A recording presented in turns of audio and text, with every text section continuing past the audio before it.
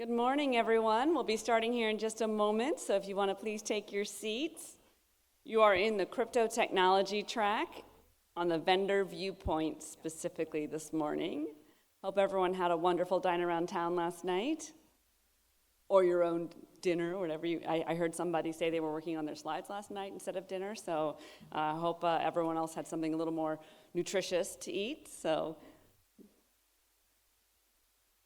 All right, well, welcome everyone.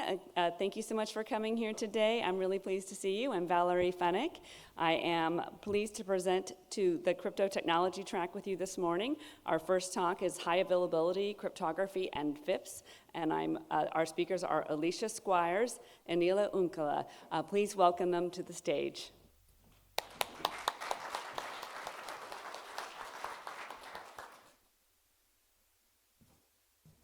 Good morning. Hey, I got some responses. I like that. All right, I do have some audience participation requirements here this morning to see if you are awake. But the questions are pretty easy. Okay, first one. Raise your hand if you flew on an airplane to be at the ICMC. Okay, yep, most of the room, that's what I thought. Okay. Now, raise your hand if you would have gotten on that plane if you knew that the air traffic control system covering the area of your flight path was going to undergo maintenance while you were in the air and have to be fully rekeyed. Would you have gotten on that plane? Raise your hand.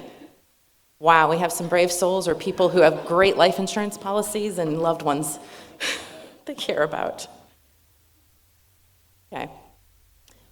All right, what about financial systems? We live in a global economy, and there's billions of transactions, financial transactions that happen every second. These financial systems sustain our global economy. They help to tackle poverty. And if they're inaccessible for even a short period of time, the results could be catastrophic.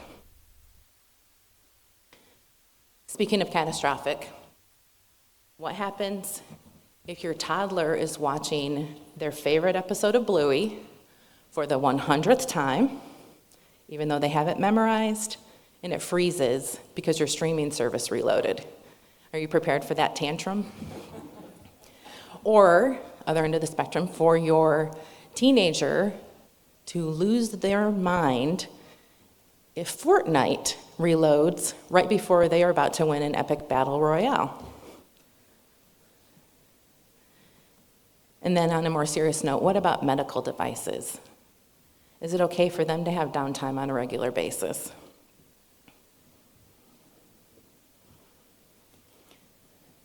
We live in a time of DevSecOps and systems that must support constant uptime. One challenge for vendors is that we need to not only account for the security patching on systems, but we also need to meet uptime and availability requirements on our systems. This means we have systems that during maintenance windows might not even be able to be taken offline. Having reduced downtime is critical for updates to these live systems.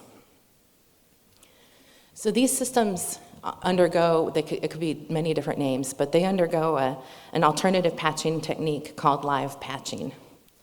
This avoids unnecessary downtime. It keeps the systems updated and protected. How that works is that live patching allows fixing of vulnerabilities on the system. In FIPS terms, this can be done without touching a FIPS module boundary, without doing a new release or power cycling that system. If you want to look one layer deeper, this happens by doing the work on the systems management plane, or maybe control plane would be the term you'd be more familiar with. Even reloading it while leaving the data plane portion of a system operational. The patch being loaded in the management plane might not even touch the boundary of a FIPS module that's running on the device, but it might result in the firmware portion of that FIPS module being reloaded along with the OE. But during this update, the data plane side can remain operational and continue to encrypt and decrypt traffic. If you have been practicing FIPS for any length of time, though, you automatically see the problem. This technique is unfortunately at odds with FIPS requirements that require stopping the module and rekeying, stopping the module output, and not stopping the module, stopping any output from the module, and rekeying if there's any update to the operational environment. We should be able to update the OS portion of an OE, reload a firmware portion of a FIPS module on that OE, and leave a hardware and data plane portion of an OE operational without requiring zeroization or downtime for the entire module. Swapnil is going to go into a little more detail on some of the requirements and how we could do this.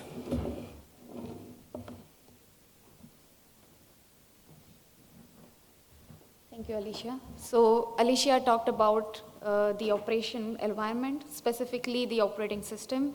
There is a lot of requirement when you are patching the operating system and not actually the module, but still you are kind of revalidating the module. So we'll take a look at it. How can we try to solve this problem using one of the example? It's only a representative example. There can be many other ways depending upon the use case. So in this case, for the operational environment,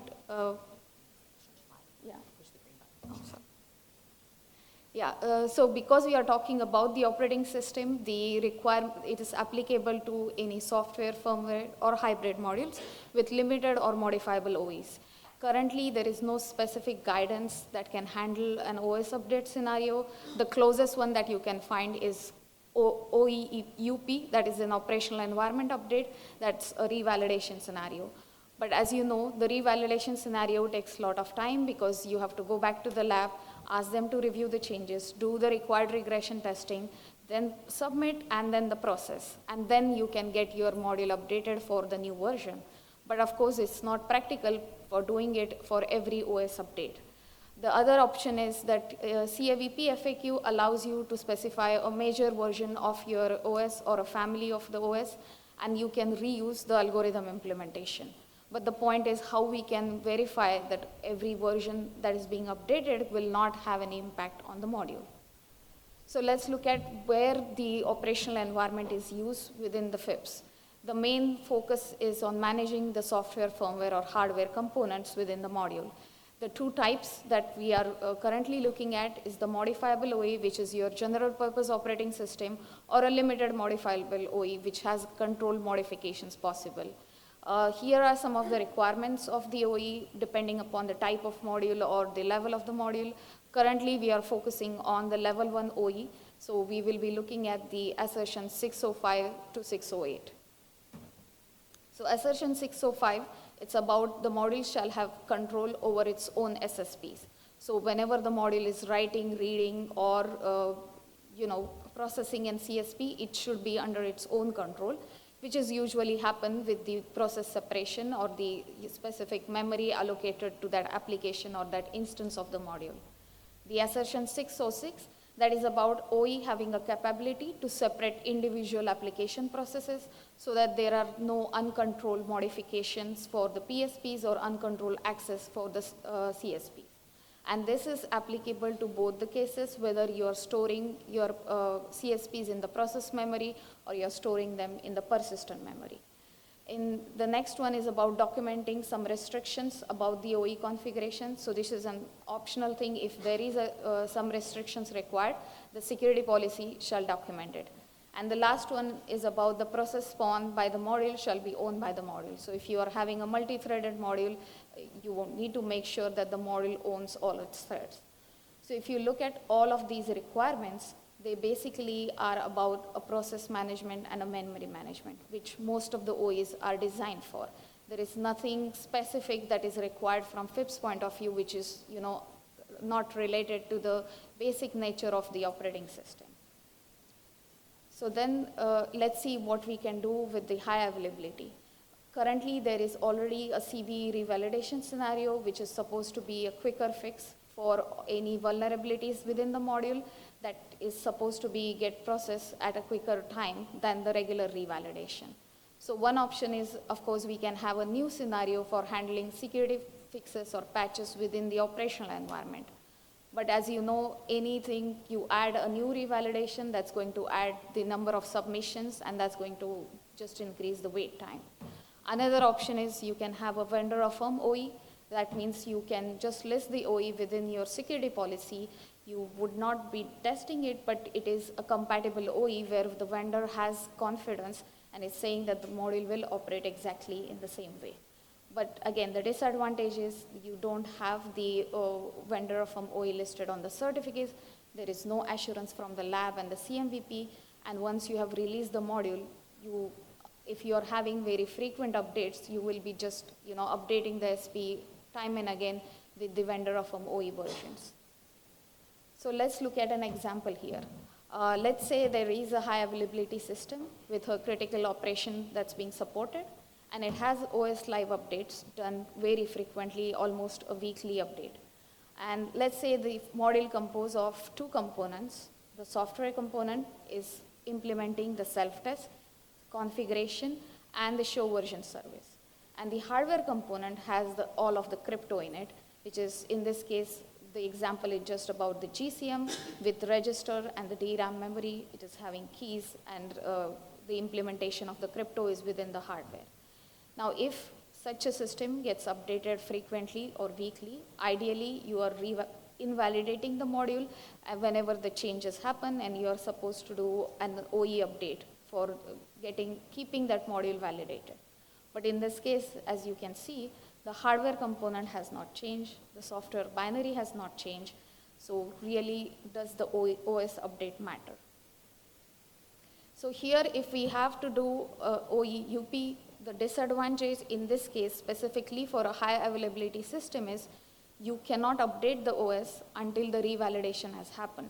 So it's not going to be like a live update because there are months being spent before the revalidation can be processed. And the industry or the vendors, they cannot wait for that live update to be revalidated. They want to patch it immediately whenever it's available.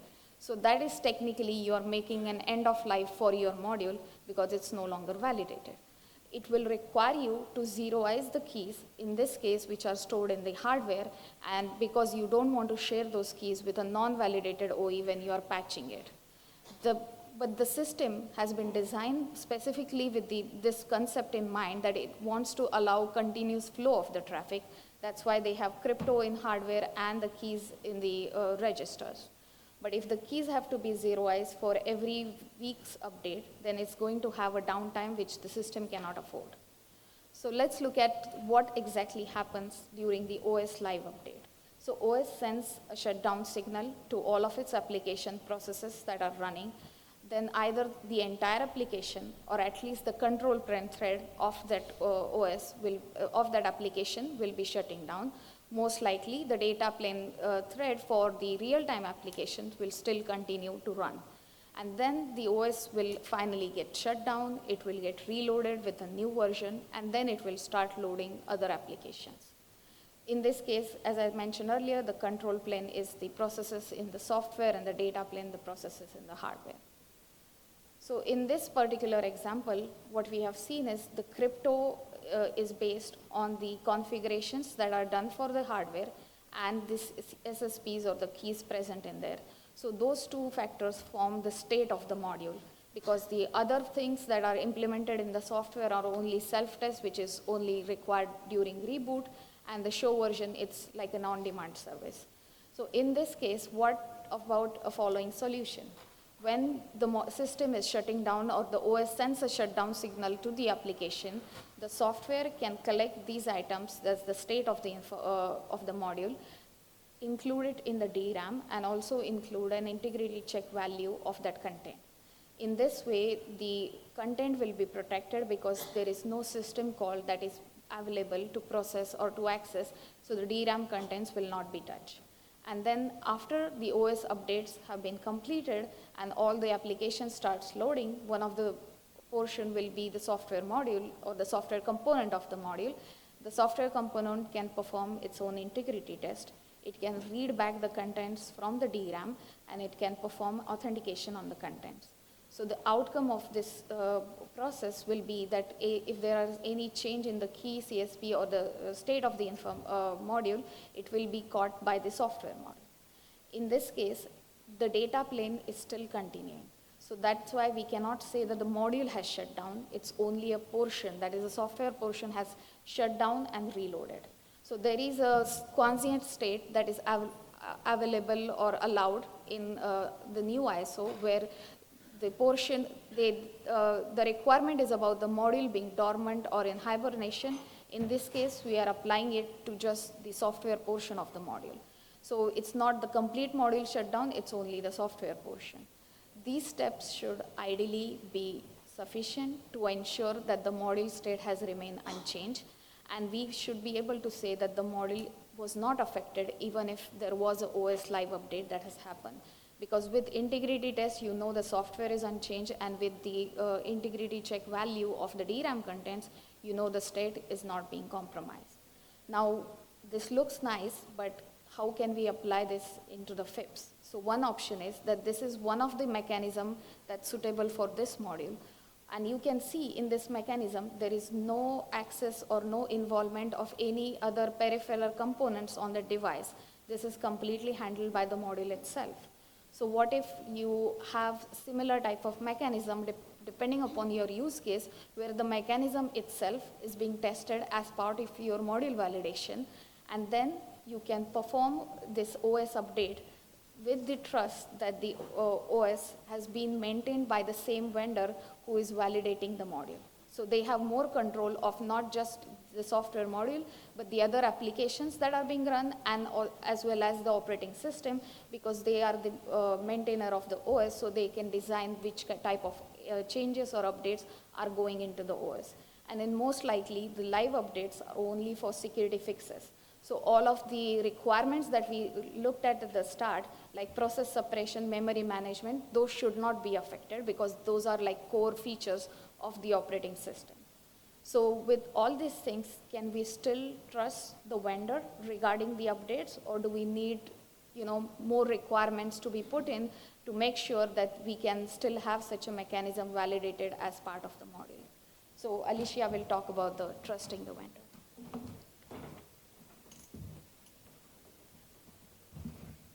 Do we look trustworthy? Is that enough? Oh. I mean, trusting that the OS patching is done correctly really comes down to having strict and well-defined build procedures.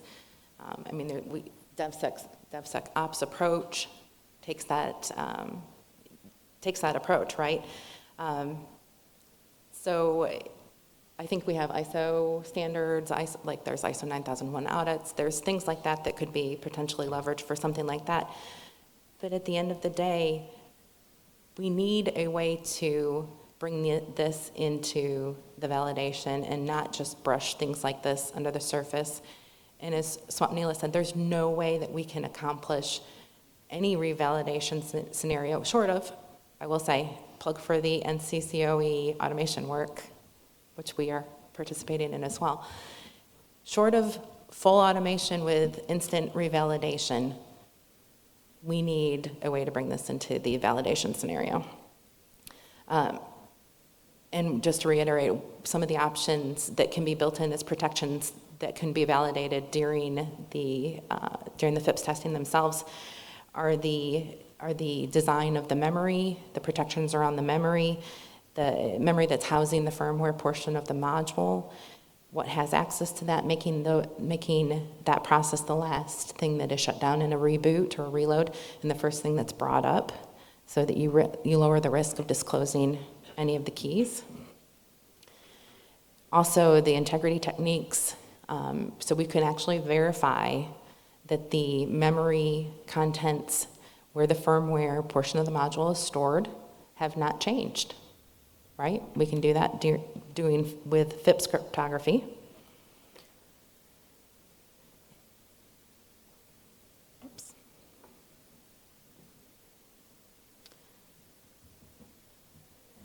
And FIPS is not alone in this, but I think FIPS has a better solution potential here.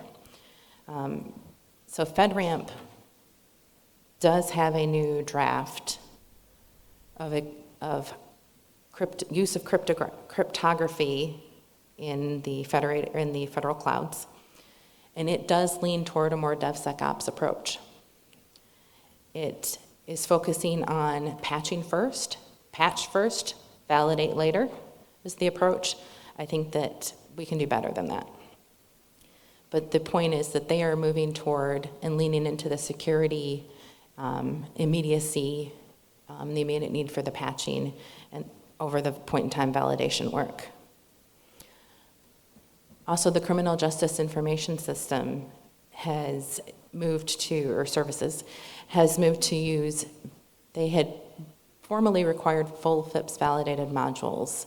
I believe they are moving to, or if they have not finalized, a new version of the requirements that is using only FIPS validated algorithms out of a need to be able to do rapid testing and keep pace with changes.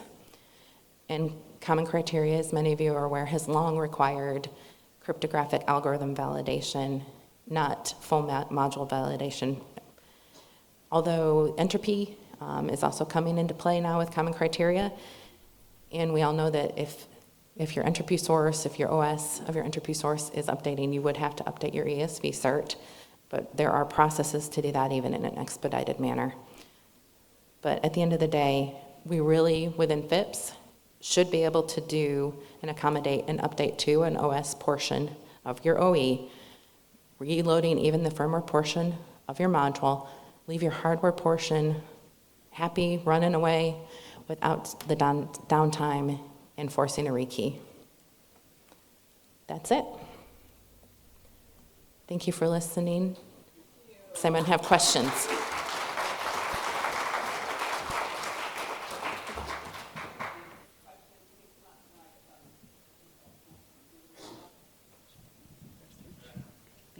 Yes, so I have questions. I'm not sure if I understood the whole process, but I have two things that I think may be conflicting. So if the hardware shut down, you lose your DRAM content, right?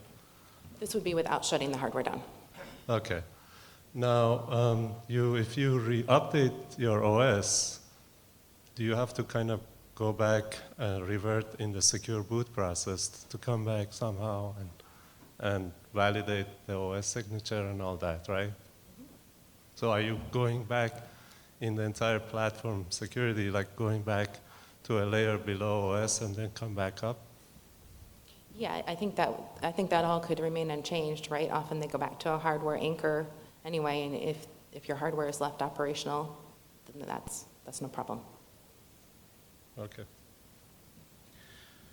So in this little example, you were saying all the self-tests live over in the control plane. Does that imply that the data plane side would have to be designed such that it cannot possibly trigger a conditional self-test condition while the control plane is off?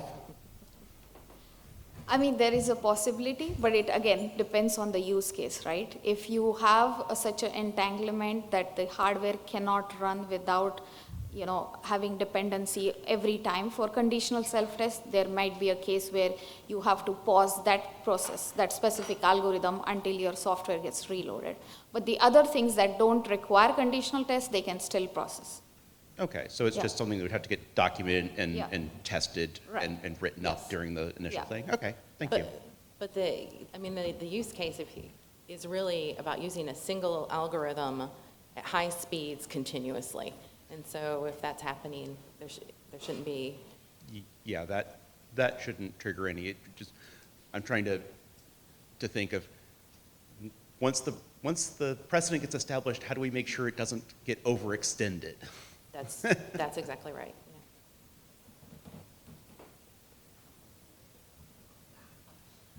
Yeah. So as far as I know, all the time we talk about software, but if, let's say, there is a hardware security module is used, so there are two layers to it, right? One is the firmware and one is the software. Mm-hmm. So how do you distinguish between firmware update versus software update in that environment? Okay, so again, it depends upon how the model is designed. But if you're talking about the upgrade, what we want to make sure the module component doesn't get updated. The peripherals or the OS that are just providing an execution environment. They are not actually involved in making the module function. It's like you start the module, it's operating on its own independently from the other things. As long as that is the situation, the software and firmware, you just need to have a mechanism to make sure it's not being updated, your module state is still secure, and then it should still be allowed. Okay, thank you. Any more questions? Anyone agree? I mean, this is an industry problem, I mean, where, you know, you're always trying to maintain a secure posture while at the same time trying to maintain your, you know, your compliance status. And it's almost impossible to have both of them aligning at the same time. I mean, for us, I mean, as you gave in your examples for critical infrastructure, these things can't go down, right? You have to be able to patch and be operational at the same time. And also to maintain FIPS compliance or any other security compliance at the same time, it's almost impossible, right? So it's a challenge, I mean, that we dealt with too within Oracle, but our position is always to trump security over compliance at all times, because it's our customers who are the ones that are at risk, you know. So I mean, it's something to keep in mind. Although we always take compliance very, very seriously, it's tough to have both at the same time. We can try to get closer together where both security and compliance happens at the same time, but in reality, it never happens. Thank you, everyone.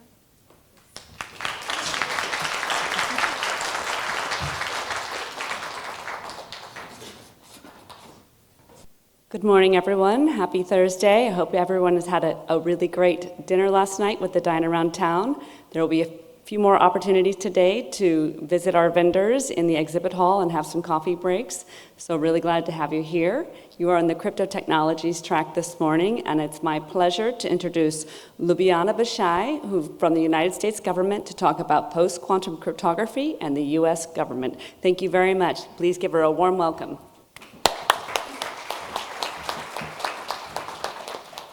Thank you, everyone. Thank you for making it to my talk. And there is a mismatch with the printout, so I'm sure you're tracking that one. But regardless of that, thanks for being here. So I will, a little bit about my background. I'm a mathematician. I did my undergrad actually in math and physics, and then my PhD in mathematics.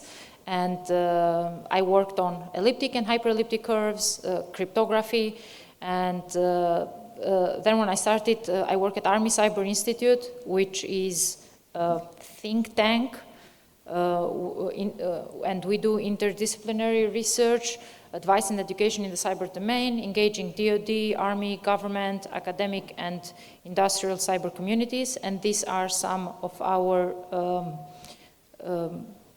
main leaders that we work with. And as I mentioned, when I started working for them, I started doing some research in post-quantum cryptography, and my main areas of research are in post-quantum cryptography, also some quantum computing and quantum cryptography. So what do we do at Army Cyber Institute? So as I said, we are a think tank, and we do research in critical infrastructure, information warfare, cyber operation research, emerging technologies, quantum and post-quantum cryptography. And we are located at West Point. So I do get to teach the cadets. I teach there only one semester, one class, and this is the cryptography class. So that's quite fun. So what is the outline of this talk? This is not going to be a technical talk, which usually my talks are very technical, because as I mentioned from my background, but this is a little bit different. So I would like to address the PQC and PQC migration at a high level from a government perspective, as well as discuss some recent activities from the US government related to this topic, PQC and PQC migration. And the problem of downloading now, decrypting later will be discussed briefly. And again, I just want to point out that as the main point for this talk is actually, or what I would like you to leave from here is just recommendation from different, what are the recent recommendations from different US agencies for PQC migration. So let's start with how all these things started. So quantum computers and quantum computing. And so quantum computers are these like powerful machines, are supposed to be these powerful machines that take a new approach to information and may lead to revolutionary breakthroughs. So when I started working in this area, there were a lot of people that I engaged with were very skeptical about quantum computers, and I still encounter that nowadays. But what I have to say in this one is that, for example, from the latest latest news from IBM, which they announced in this past December, they said that their latest computer which they call Condor, is up to 1,121 qubits, which is exciting for them. And there is also a lot of like cloud computing, which you can do some quantum computing. Myself and some collaborators of mine actually this past spring published a paper which uses a cloud, we used the D-Waves cloud computing. We didn't purchase anything, we just accessed it online for free, you can have that. And we looked at the problem of doing quantum machine learning, and more specifically in doing feature selection with quantum machine learning, and we compared it to some quantum machine learning techniques that are used nowadays, and we looked at how fast, how good they were, and actually what we got with the quantum computer was that the accuracy was very good, and of course they're much faster than current methods that we use in classical computers. So my point is that it's not anymore just about being skeptical, I believe at this point, and also in the quantum community, people nowadays are not just talking about like, oh, when will we have a quantum computer, but they are mostly focused in what type of problems can we solve using a quantum computer. So that's where the research is going in that area. And so, but even though quantum computing might be very interesting for some people and very exciting, for us this is a big problem because Shor in the 90s, he published his famous paper which gives an algorithm showing how a quantum computer could be used to solve the discrete log problem. And what does that mean for us? That means for the cryptography community that all public key crypto systems, we can't use them anymore, we can't improve on them, so we need to throw all of them out. So that's the same fate doesn't apply to private key cryptography. So there is another algorithm that Grover's algorithm that gives some improvement for a search in a set, and which threatens public key cryptography, but we can improve on that, so we don't totally need to throw out public key cryptography. And so in NSA in 2015, they were the first ones who said that, okay, we need to take this seriously and we need to start transitioning to post-quantum cryptography. And then NIST in 2016, they announced their PQC, they don't call it a competition, but now the right word is not coming to my mind. So they started their process to choose quantum-resistant crypto systems. And so I will cover in the next slides where we are with that. But just keep in mind from this slide that they believe that we will have a quantum, cryptographically relevant quantum computer in the early 2030s, 2034 is a projection, so that's the timeline in that sense. So PQC standardization. So as I said, it started in 2016, and some of you that are familiar with this know that originally there were 5 different types of algorithms, that 5 different types in the sense of the math behind these algorithms was split into 5 main areas: code-based cryptography, multivariate cryptography, lattice-based cryptography, hash-based, and isogeny-based. And so I personally used to work in isogeny-based cryptography, so I was pretty excited when they chose them as a finalist, but then I was not as excited when I saw the paper that was published just shortly after by a mathematician who showed how you could break the lattice isogeny-based cryptography. So I kind of switched. I had to make a decision to switch areas, which I guess happens to all of us. So as I said, isogeny-based is not one of the finalists now, but these are NIST in August 2024.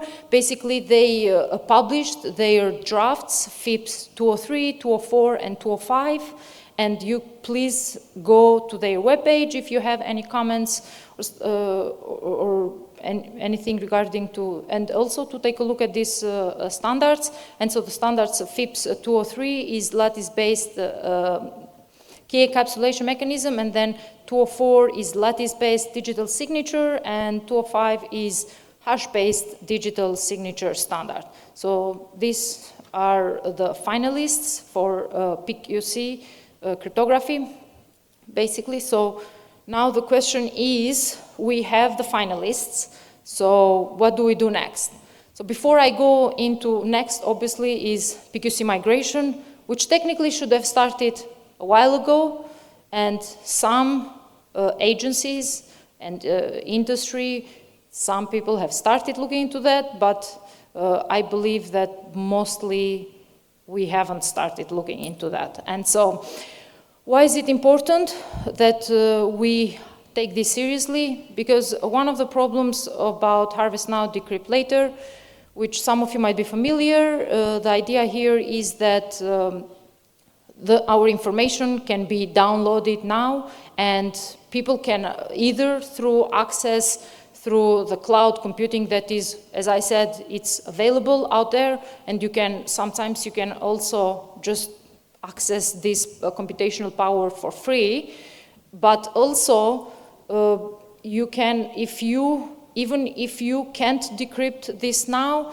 then there is another problem that is covered by Moscas theorem, which says that if X is the time that you need your secret to be kept secret, and if Y is the time that you think that you'll transition to post-quantum cryptography, if you add X and Y, and this time is bigger than the time that we'll have a quantum relevant, cryptographically relevant quantum computer, then you're in big trouble, because your data will be exposed before you have transitioned to post-quantum cryptography. So especially for the government, this is a very sensitive topic, because we have different types of classified information that needs specific amount of time. So especially for the government, this is much more urgent. So, okay, I said transition. And so where do you start to transition? There, I believe personally that the first thing that people actually should do to start transitioning is get familiar with which US institutions are involved in this initiative. And there are a lot of them, and you can find information in basically all of these institutions.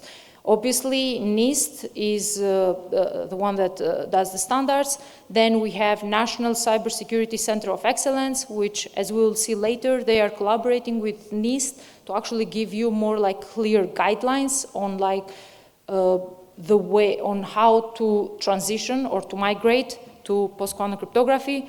Obviously, Department of Homeland Security, the Cybersecurity and Infrastructure Agency, CISA. We had yesterday one of the keynotes that gave a talk specifically in this topic, so I will cover some things from them here. Then the Defense Information System Agency, IEEE, American National Standards National Quantum Initiative, and Accredited Standards Committee X9, which is mostly for financial industry. So yes, I believe that you should start here. And as I said, go to their webpage. They have so much information when it comes to transitioning. So I'll start with some of them. So DHS. In March 31st, 2021, the US Secretary of Homeland Security, Alejandro Mayorkas, he said, and I paraphrase, that the transition to post-quantum cryptography encryption algorithm is as much dependent on what crypto systems we choose as on their adoption. And especially for the government, he pointed out that especially for the government, this is very important that we start thinking about transitioning as soon as possible. And then in May 4, 2022 and November 18, 2022, DHS, there were these national security memorandums which were posted, NSM 10, which is a national security memorandum on promoting United States leadership in quantum computing while migrating risks to vulnerable cryptographic systems, and then M2302, which basically provides direction to agencies to comply with NSM 10. And DHS, in partnership with NIST, they have created a roadmap on steps that people need to take to migrate to post-quantum cryptography, which can be found in their webpage. As all other information here, actually, I highly advise people to check all of these web pages, actually, that I mentioned earlier. And so this is the roadmap. I don't know if you can see it clearly, so you can't, but I really like it because we all like pictures, graphics. They're so much easier and you can condense so much information in a nice way. And so basically the roadmap starts with saying the first thing is actually that they advise that you should engage with the US agencies that are involved in this, which is basically also what I said in my previous slide. And then start with doing your inventory, look at which type of crypto systems you need to transition to, because as I said in my earlier slides, we don't throw public key cryptography out, it's just private, we don't throw private key cryptography out, it's just public key cryptography. And so you need to look at those carefully. And as you see here, maybe it's more clear at the end, the timeline. We should have started in 2021 to 2023 with getting familiar with the institutions that will help, and also with the inventory especially. So I urge people who work in different areas to look at this.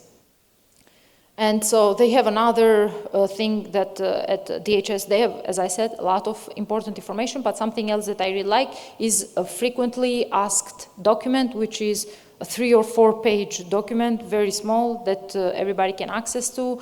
And there are questions like, what is it about quantum computing poses, what threats does quantum computing poses to cryptography? Why should why should I be interested in looking at these threats, and why do I need to transition?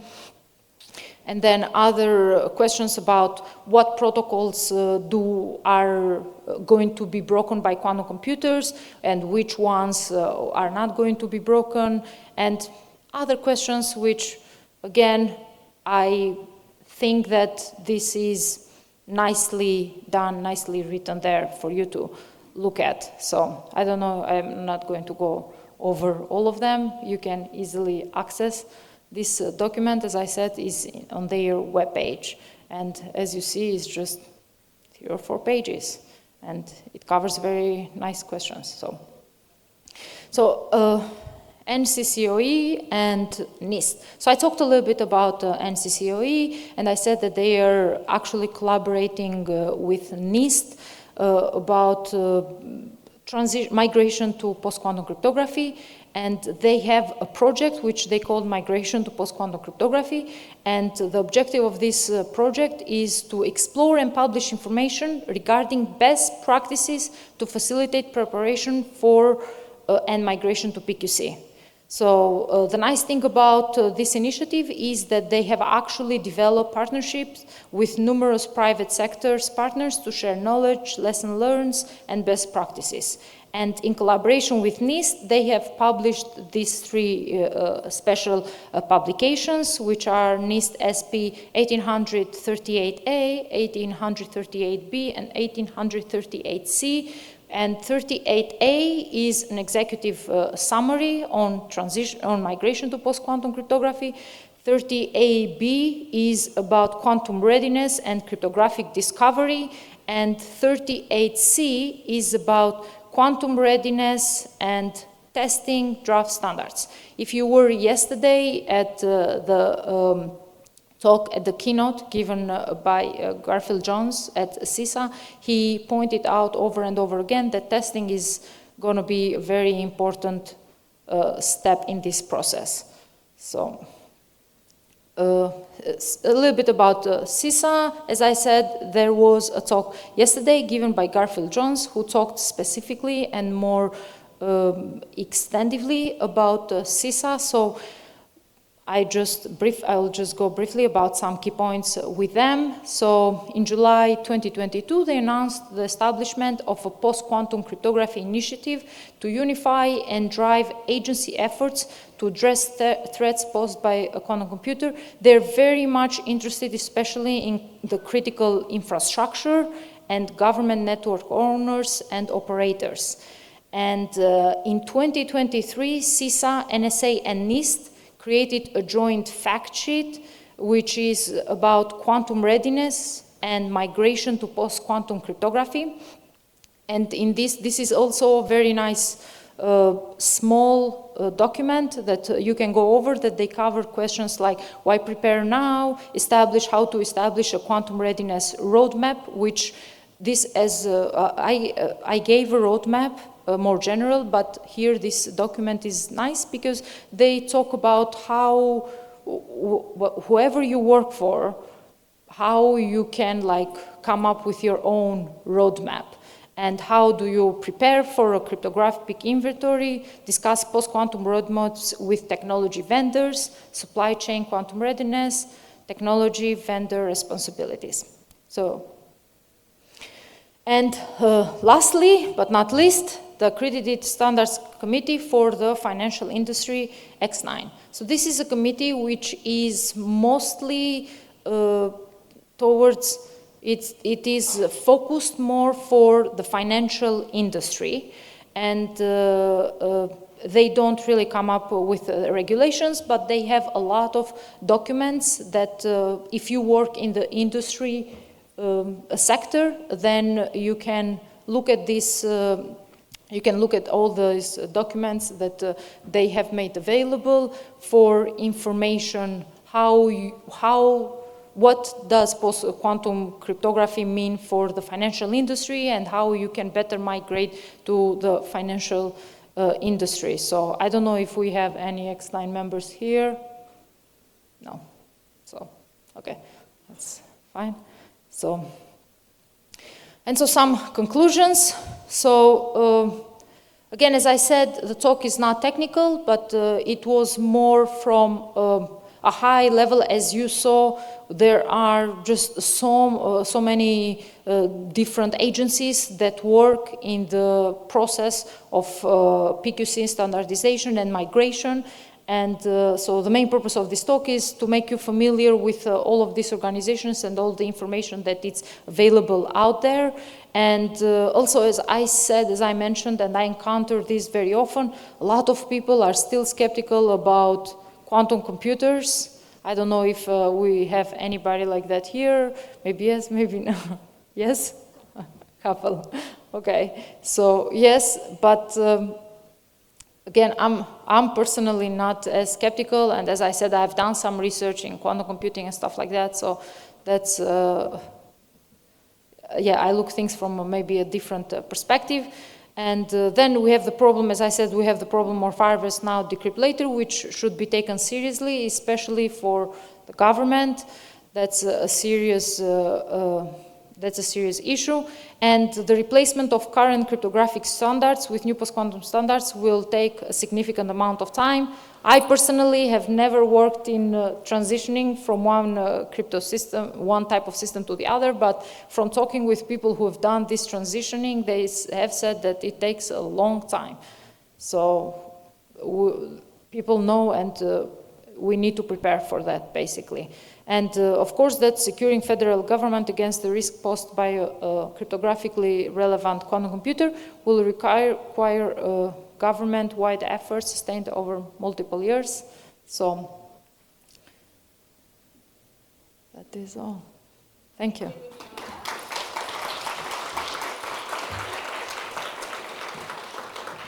If anyone has any questions for Lubjana, please come up to the microphone.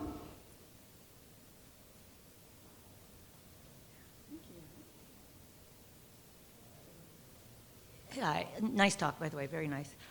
Quick question, harvest now, decrypt later has been sort of the calling call of why we need to change now. Yes. How do you address the questions that say, harvest now, decrypt later is a problem no matter what you do? Because, you look at Vernona, you look at Mary Queen of Scots just had her letters, harvest now, decrypt later.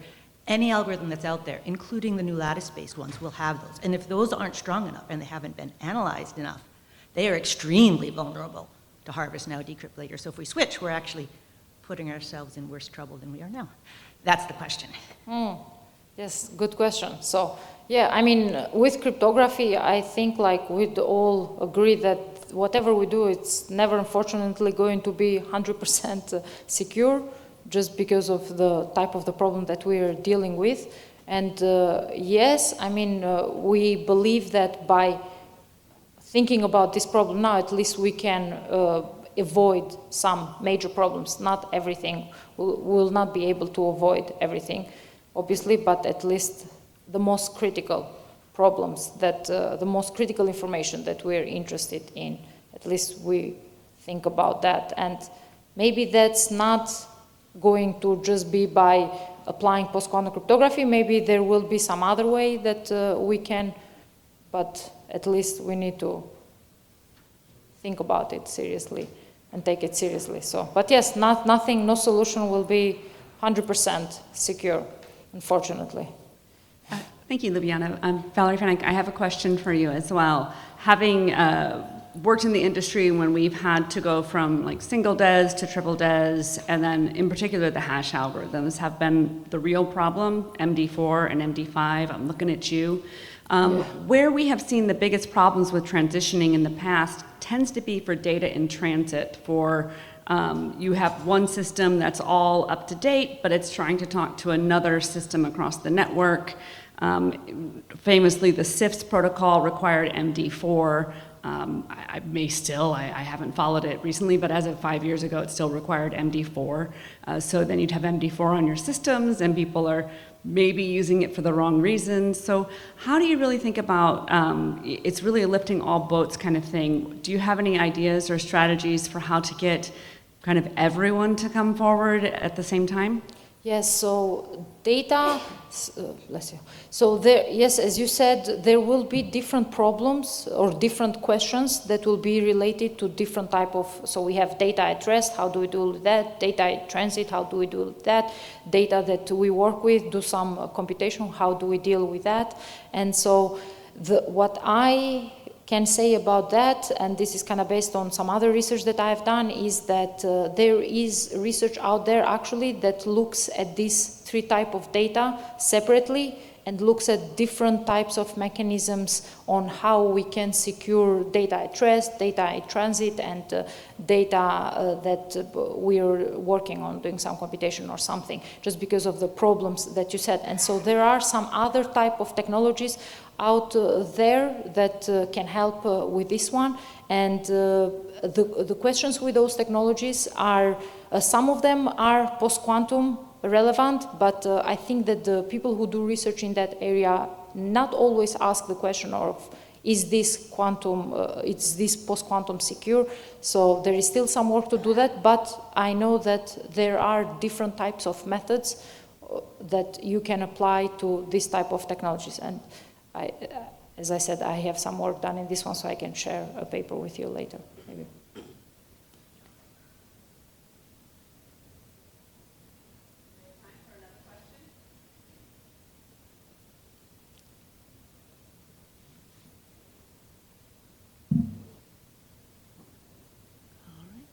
Thank you, everyone. Please join me in thanking Lubjana for a wonderful presentation. You all get about a minute and a half to stretch before our next speaker. Thank you, and I hate to start with a cliche, but and now for something completely different. We are going to go nowhere near anything quantum related or post-quantum cryptography related. So what I'm going to be talking about today, oh, and I don't know how to use this, so I guess I just push the green button, okay. Cloud source security. So I have been a cryptographer my entire career. I started at NSA. I worked in their research division where they did cryptographic design, and then moved on to other institutes along the way, and ended up finally at Juniper. Oh, and I did teach for 2 years at Washington State University. Ran screaming from academia. But cloud source security is what I'm talking about today. What I'm going to talk about are 3 separate little sections. I'm going to be doing dispersed encryption. It's essentially a new way to do, it's a new mode of operation for a symmetric cipher. So technically, it's not new encryption at all. But what it does is use symmetric encryption and allows you to make it a dispersed threshold, if you will, type of encryption. So I'm going to get into a little bit about exactly what that is and how it works, and then a quick summary. Okay, so first thing I want to talk about is security. It does not necessarily equal secrecy. In fact, it usually doesn't. That's an important part, but it is certainly not the only part. Integrity is the other side of that, I'd say, one of the main parts. And whether you have access, and I can't even read my slides from here because my eyes are still blurry, but I'll let you read it. We have all the different aspects of integrity in there. Whether you can access it, whether it exists. I should have my computer up here with me, because that's too small, for me anyway. I can see it over there. Access, accuracy, help me, authentic. What else do we have? Existence, yes. So these are all the things we need to worry about. And this is what I'm hoping that cloud source security will actually give us. Okay. I needed to get the definition of what security is when I talk about that, and I also need to give a definition of what the cloud is, because people use the cloud all the time, but without a good definition, we don't have anything to go on.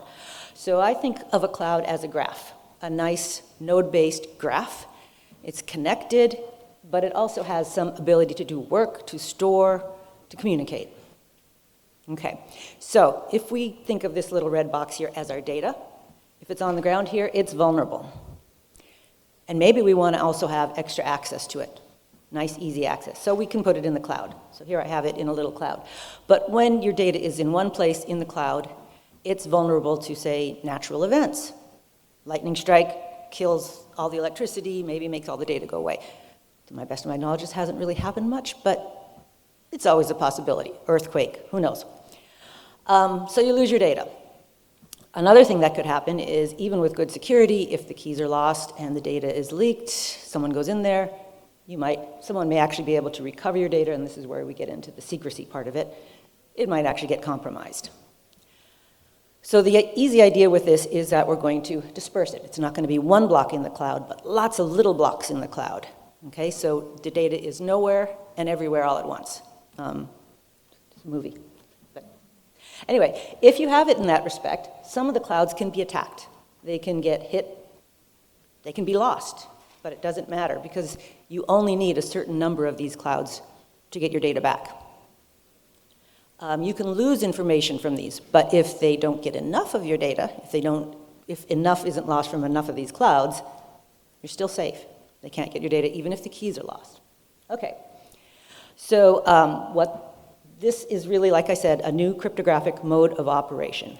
I've been fascinated, probably for the last 15 years or so, at least, with how cryptographic algorithms mix with error correction codes and compression codes. Compression's pretty easy to put crypto in, actually. You can make it do really nice things. But error correction codes, on the other hand, a little trickier. So this one is actually an error correction code that works with this. And if you add an error correction code with cryptography and mix them, you get more integrity. It improves the security because it essentially, you don't have direct access to the crypto stream, or the key stream, if you will, from a stream cipher. It also enables random access because it's thresholding. So if you have your data in the cloud, you don't have to only direct one source. Someone can't monitor you and say, oh, you're only going here. We know that your data is here. You're going to 5, 6, 7, 8 places at once. And it transforms a symmetric cryptographic algorithm into something that's actually partially homomorphic. It's homomorphic over a ring, but for those mathematicians understand what that is. It's only partially homomorphic in this case, in general. Okay, and this is what I mean by partially homomorphic. In other words, if you encrypt 2 plain text blocks, and the plain text, it's exactly the same as if you encrypted each plain text block separately and then added them together. So it's kind of a nice feature. Okay, so I'm going to go through this a little bit, and I'm going to go through it graphically, but before I do that, I need to explain one little thing which doesn't seem to be as well known even in the error correction coding areas. Modular arithmetic. Everyone here knows modular arithmetic over the integers, I'm pretty sure. So m is equivalent to 0 mod m. Everyone knows that. We're going to work in the polynomials. So we're going to work modulo a polynomial. And in this case, if I work a really nice simple one, x minus c, small monic degree 1 polynomial, x minus c is going to be equivalent to 0 modulo x minus c. So what? I can add c to both sides of that. And in this case, that means that x is equivalent to c mod x minus c. And I can finalize that. Any polynomial, f of x, is exactly the same if you reduce it mod x minus c as f evaluated at c. So what does that mean? Evaluation of a polynomial is the same thing as reduction. It also means that interpolation of a polynomial is the same thing as using the Chinese remainder theorem, which is what I do everywhere. So this is the Chinese remainder theorem. It will be, at least at the heart of it, even if it doesn't look like it. Okay, so how are we going to encrypt? Here's our data points. I'm going to start with a graph, and I'm working this over the real numbers just because it's easy to see, and nice pictures come out of it. So I have three plain text points, which are going to be my plain text data. And then I'm going to add some cipher stream, some key stream to this, okay? So I have AES in counter mode or whatever else. I actually have this coded up, and I use Rabbit because Rabbit is an EU stream cipher that's got a fun name, but that's the main reason I like Rabbit. I haven't actually analyzed it, but it has been analyzed by the EU, so that's okay. So these 3 points now form, if you want to interpolate with them or do the Chinese remainder theorem, a nice quadratic, right? 3 points, a degree 2 polynomial there. Okay? So now we have a curve. So what we're going to do now is get more key stream, which will give us, when you evaluate the polynomial at those points, more points on the curve. And only 3 points are needed to recover this polynomial, and thus recover your plain text. So we can eliminate the plain text points and the curve and all of the key stream points, and what we have is a set of now 5 separate points, any 3 of which will determine the polynomial. So this would be our now distributed set. Now 5 and 3 are just points I'm using for this example because they're simple, small, and easy. That's the only reason, so don't get stuck on those numbers. They're just for example purposes. So 3 points. Okay, if you have less than 3 points, you only get a line. It's not going to give you very much. You can't get the 3rd point from it. So you can't get what your data is, and you can't get your plain text. It is not the same as Shamir's secret sharing. This gets said a lot. It's not that. Shamir's secret sharing is another version of the Chinese remainder theorem, but it's a different variety. This one allows for error correction and does this, but it does not give perfect secret sharing because it's not Shamir's secret sharing. Okay, so if you have your 5 points, let's say you have an error. I often wondered how error correction worked, and this is, by the way, this is also a variant of Reed-Solomon. Reed-Solomon looks like this, but this is obviously not the ones that most people use.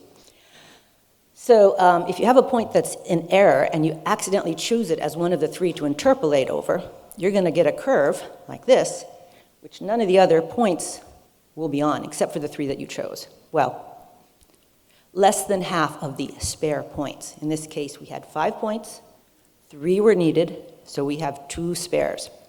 So this less than half of those 2 spares, in other words, 0, because half is 1 and it has to be less than 1, will be allowed to be on the line. And you can sort of see why. If one of those points were on the line and it was a good point, and we knew we only had 1 error, then that error would also have to be on the correct curve because we have 3 good points on the curve. So can't be there.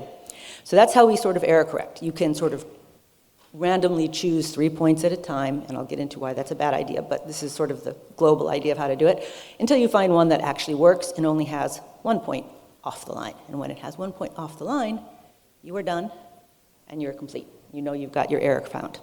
Okay, so there is, as I say, a problem with this. Polynomial interpolation, or finding that, is very expensive. Doing it combinatorially repeatedly is very, very expensive. You don't want to do that. So the solution here is actually a new number theoretic transform, which I call the quotient ring transform. This transform, and I can't read my writing again, all the work will be done mod x minus c. Okay, so when I say mod x minus c, it's essentially in the base field. Whatever field you're in, all the work is going to be done in that base field. If it's mod 2 to the 32, that's what it'll be doing it in. And you never have to get into large polynomial arithmetic or any of that. And the final one, what is that? It's hard when I can't read my slides from here. Ah, yes. So you can swap, that's another very important part. Thank you very much. You don't have to do the transform repeatedly. So you can move the relations in and out fairly easily. And so by doing that, you can choose new sets without doing a huge amount of computational work. So you're still essentially exhausting, but you're exhausting very, very efficiently. So it reduces the cost to less than square root of the original cost. Okay, this is the quotient ring transform. It's not very new in some ways. I wrote this paper in 2017, but it really hasn't been used very much, mostly because I masked it as all dispersed encryption. It is the Chinese remainder theorem. If you are interested in Newton polynomials, this is also a version of Newton's divided differences. It's very similar. If you know that stuff, this will be trivial.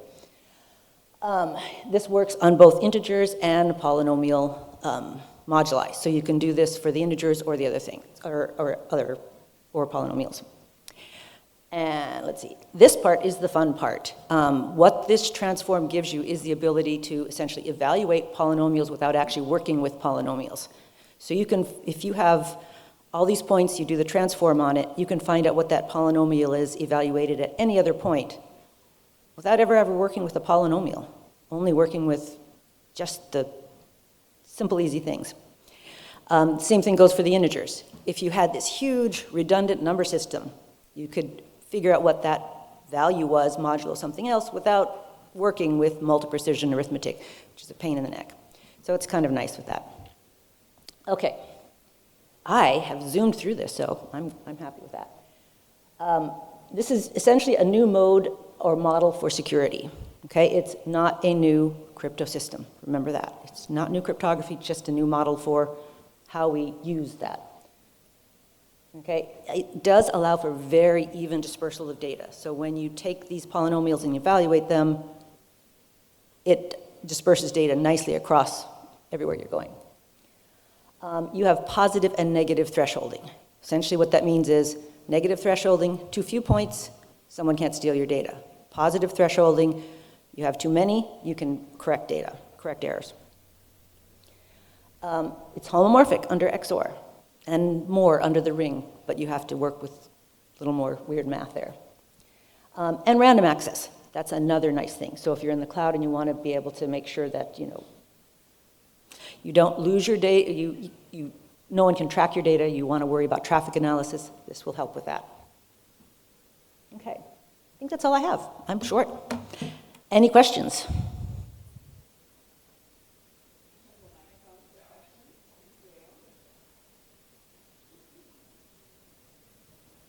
Hi, I got a couple if that's okay. Okay, good. So you say this is homomorphic under XOR. Yep. Can you give us a gist of why that is? Oh, so if you have a polynomial, it's the Chinese remainder theorem, Okay. essentially. So do you understand the Chinese remainder Yeah, theorem? yeah. Okay, so if you have the Chinese remainder theorem, any operations you do on the individual components is like doing operations on the big component. Right? Okay, but you've taken your encrypted points and you've split them up into these Yes. other points, right? I'm going to be working the XOR part assumes my field is over GF2. So I've got a characteristic 2 field. So I'm working over Okay. GF2 to the 32 or 64. If I was working over GFP, it would be homomorphic over GFP. Okay. Great. The other question, because I used to work in threshold stuff and I stopped because people kept asking me this question, so I wonder if you have a better answer than me, is whenever I talk about this, it's like, oh, so you're keeping the data in 4 different places, so why isn't it just 4 times as hard to get it? Like this threshold is actually meaningfully better, or is it just like a little, you're adding a little extra work? It is in 4 different places. That means an attacker has to go to 4 different places. It means, for example, if you have a ransomware attack, just as an example, they'd have to actually go and make sure the data was not available at 4 different places, which is 4 times as hard. So you are increasing the workload on an attacker. So I agree. 4 different places means 4 times as hard. The problem is it often sounds like a very reasonable assumption. You can't go get all 4 places, right? But it's just 4 times as hard. Well, I know. The cloud itself is not dispersed physically as we'd like it to be. It is Amazon, So, yeah, I get that. I'm not that way. But it still is something that can happen if we get the cloud a little more actually dispersed, which would be nice. Okay, thank you. Thanks. So maybe I missed it, but I'm not sure how the reduction that you mentioned reduces the combinatorial selection of points. Or is it still there, it's just less expensive now? Is that the case? I missed the question, sorry. How we got what? So you mentioned that error correction, for that you are selecting, say X points out of N. Mm-hmm. And since we don't know which the error point is, we have to do it combinatorially, right? So N choose X or something like that. So does the reduction that you were mentioning, is it eliminating the combinatorial selection, or is it just reducing the cost of that? It reduces the cost greatly by essentially, when you choose your 3, it's a weird thing to say, but you pair them. So usually you will have 2 N pairs.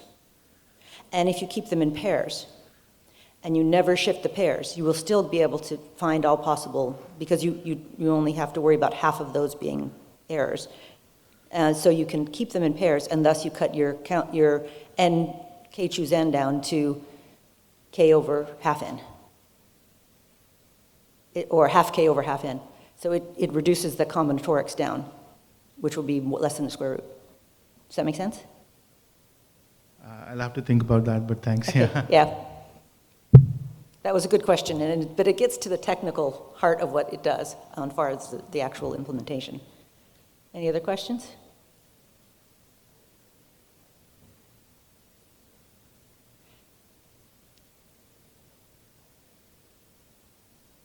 I'm not seeing any other questions. I'd like to give a real big round of applause to Anna and our other speakers this morning. Thank you, everyone. Thank you, everyone, for coming here. Hope you enjoy your second day at ICMC, and we can go ahead and head down to the networking area and enjoy our vendors and exhibitors.